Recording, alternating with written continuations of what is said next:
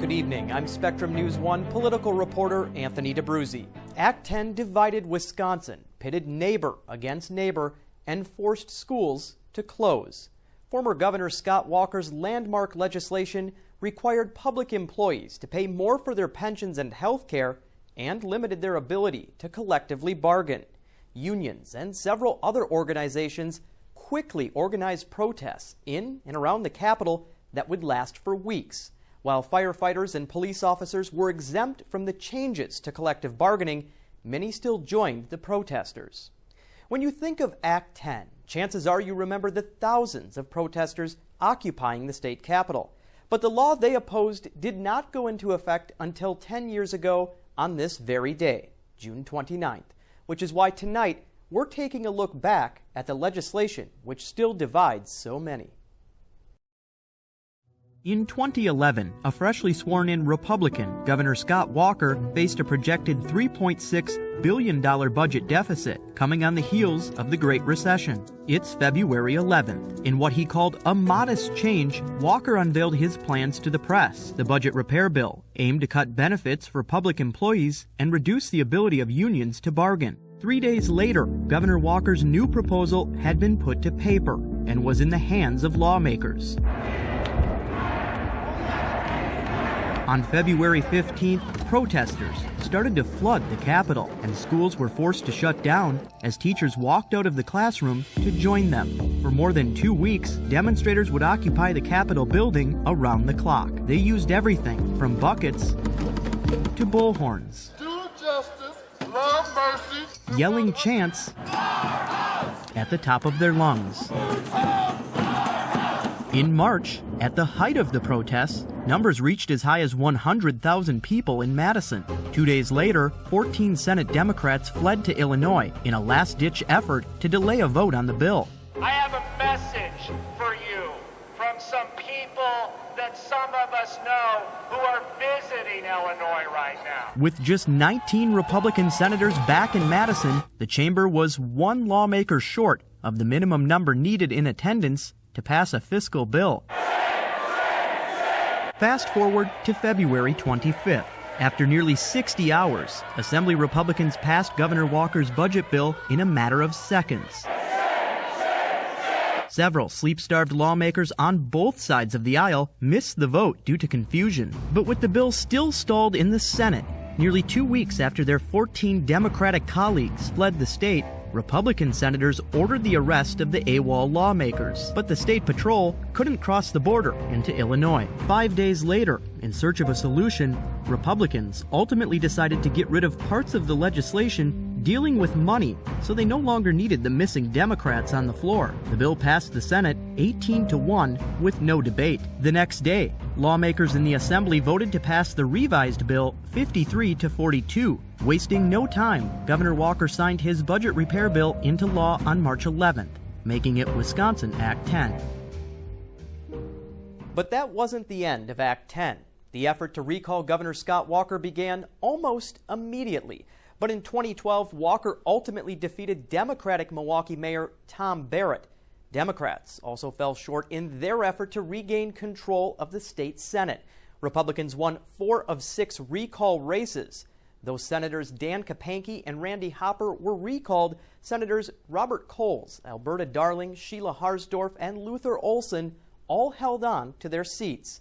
Democrats weren't the only ones trying to unseat lawmakers over Act 10, though. Of the 14 Democrats who fled the state, Senators Bob Wirtsch, Jim Holprin, and Dave Hansen all faced recall efforts, but went on to survive them.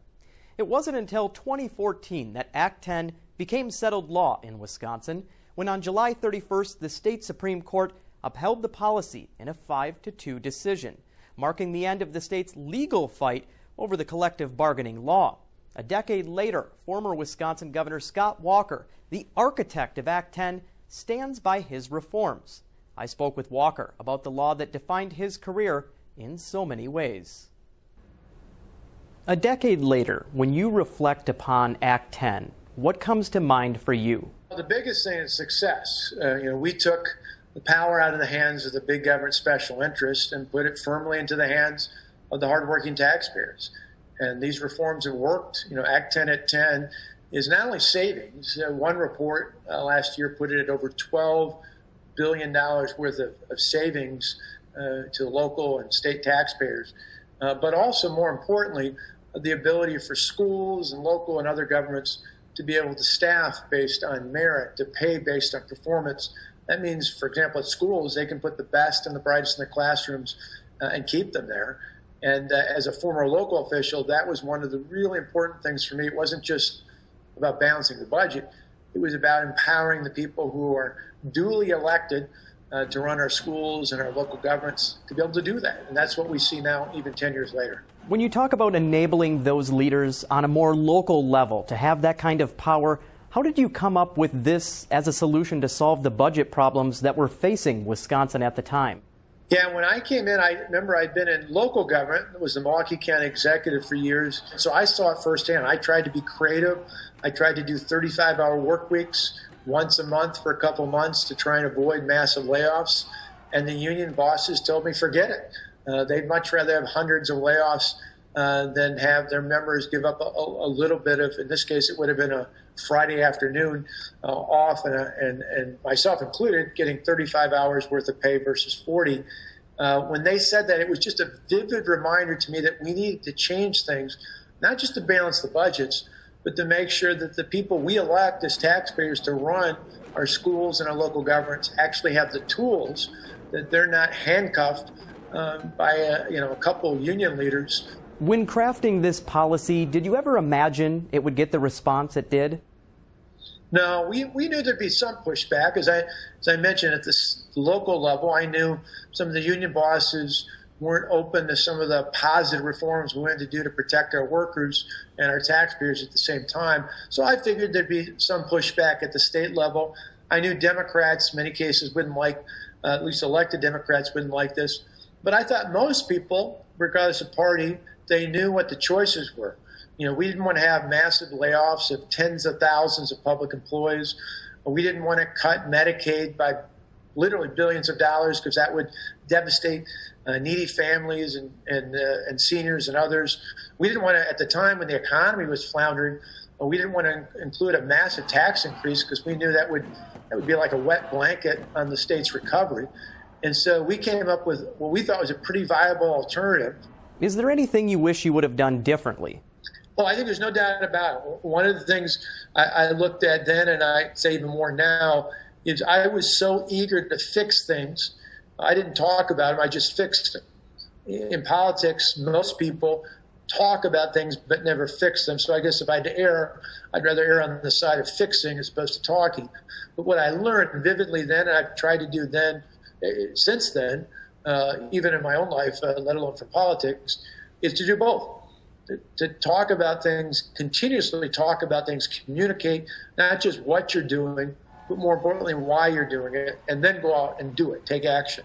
Act 10 defined your career. I mean, when people think of Scott Walker or Act 10, those two things go together, kind of like peanut butter and jelly.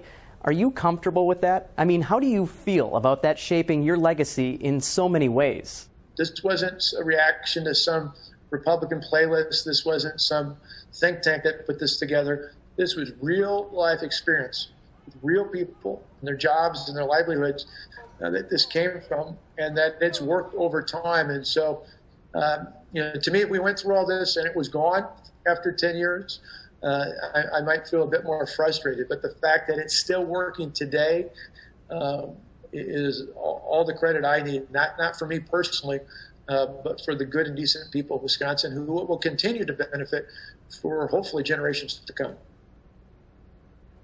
Still to come as we continue our look back on Act 10. Lawmakers from the past and present share their thoughts on how the law changed working relationships in the state capitol.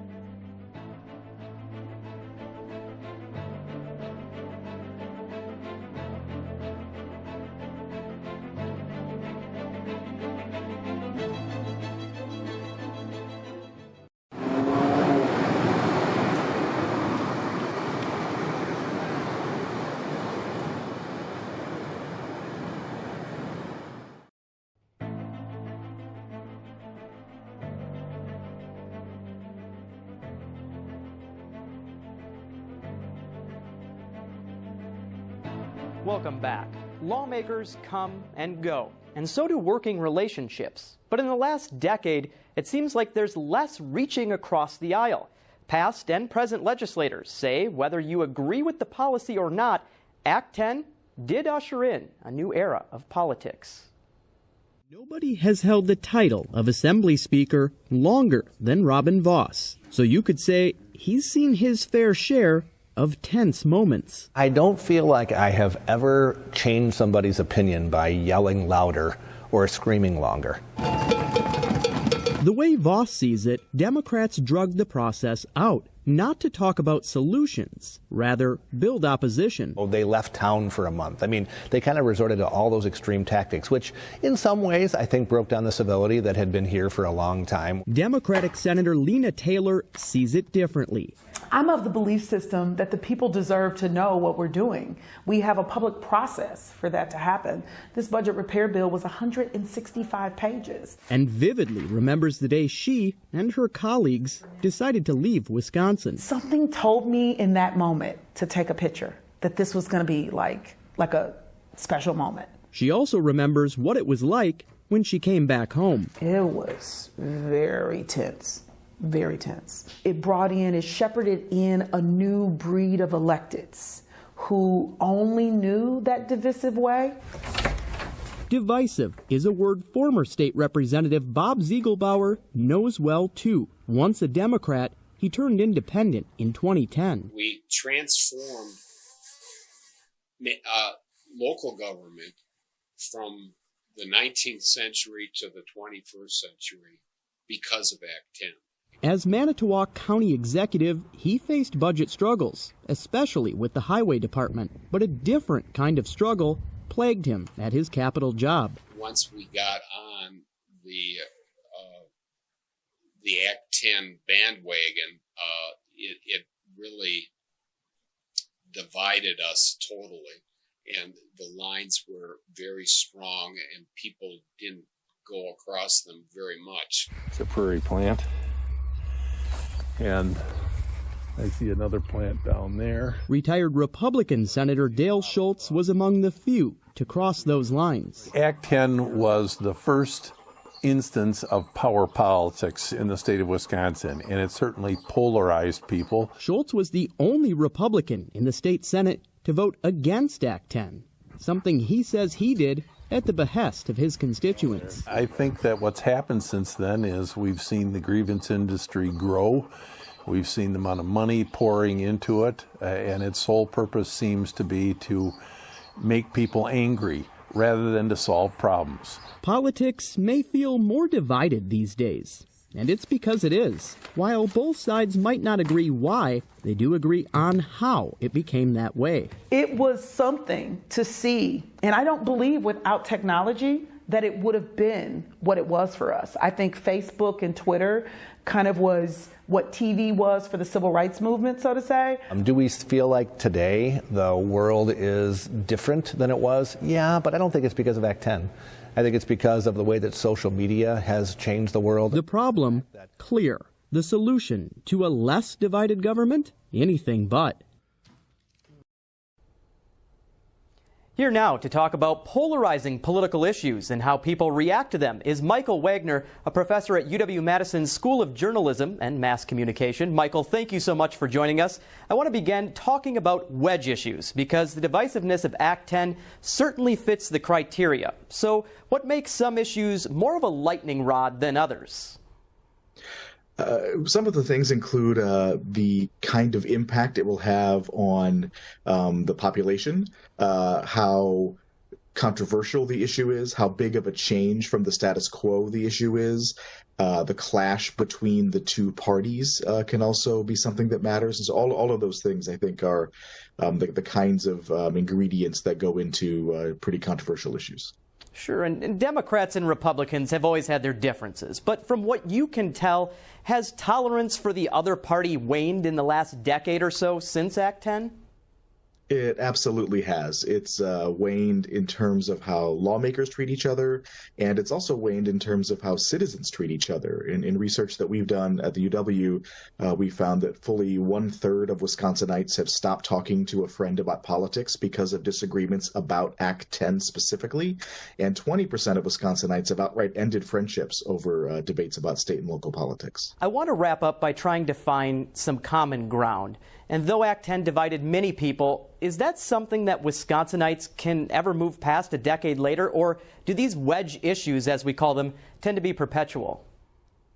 I think that Act 10 is something that we might call a cleavage issue, where there's actually a divide or a chasm between the two parties and their opinions about that issue. And so I think that is something that helps us understand who's on what side, and it's not likely that opinions about Act 10 are going to be things that we would call bipartisan in the near future here in Wisconsin. Sure, certainly it lives on a decade later. Well, thank you so much, Michael, for shedding some insight on how these types of issues shape the way people think and even interact with each other. After the break, much of the fight over Act 10 had to do with teachers, and we're going to hear from some of them. Not all of them feel the same way about paying more for benefits and losing a seat at the bargaining table.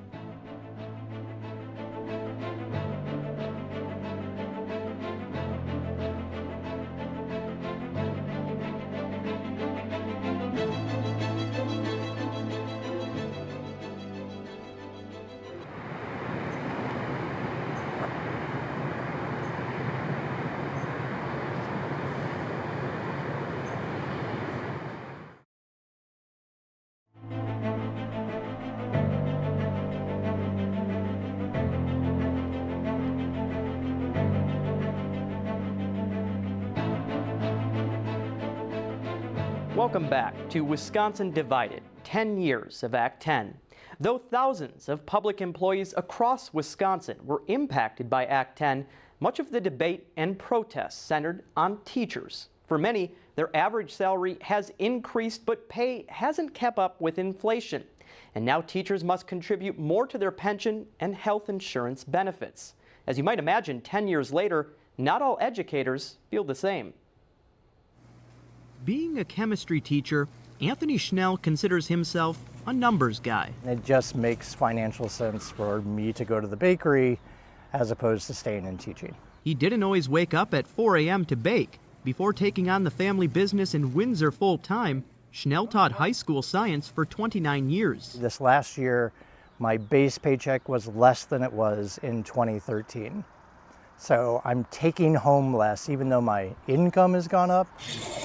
Now, officially retired at age 56, Schnell never imagined quitting this early and says he would still be in the classroom were it not for Act 10 and a broken funding formula. And I think anybody in any job would go crazy if their bosses had no experience in the job that was being performed, but the bosses set the conditions of pay and benefits. We have claim to the first kindergarten. It was even a coup on Jeopardy one time. Kathy Houchin has been teaching music for 42 years, spending the past 2 decades in the Watertown School District. Like Schnell, she's felt the pinch on her pocketbook. I didn't get the raises I used to get.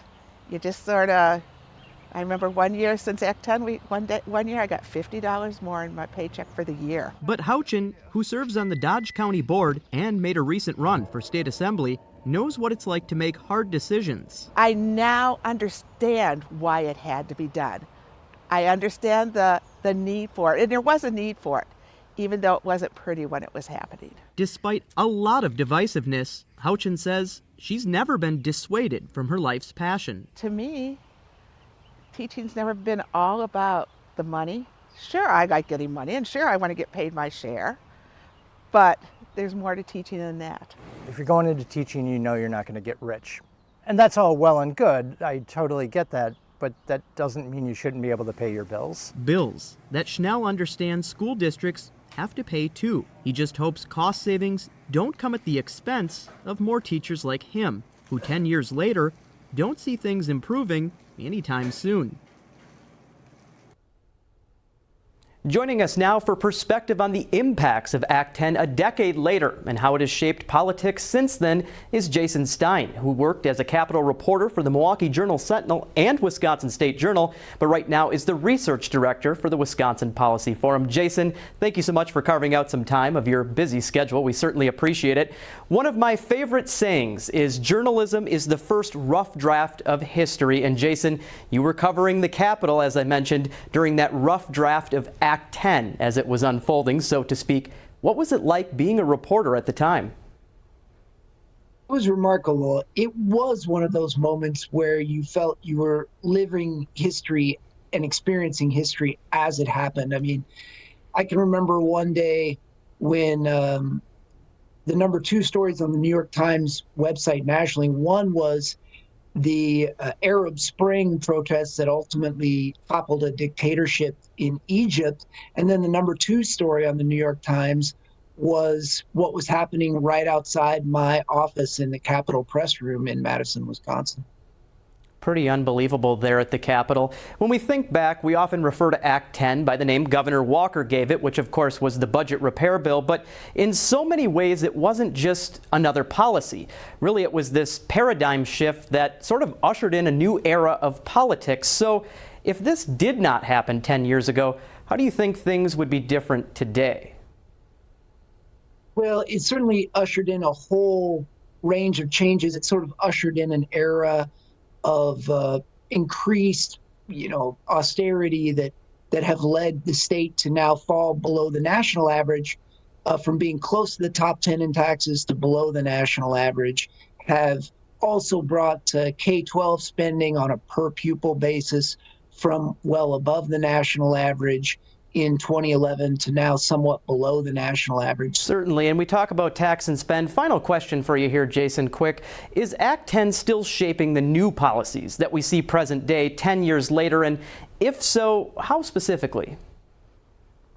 Well, that's a good question. I mean, certainly in the sense that it reduced, I think, the influence of public sector unions. And for that reason, that has an ongoing effect on any public policy debate that might come to bear on public employees. So that would just be one example of how, sure, you're seeing the effects of that to this day. Jason Stein, a Capitol reporter at the time of Act 10, thank you so much for joining us. You can find much more on Act 10, the interviews, more facts and figures, and exclusive content right now on the Spectrum News app. I'm Anthony DaBruzzi. Thank you for joining us tonight for Wisconsin Divided, 10 years of Act 10. Good night.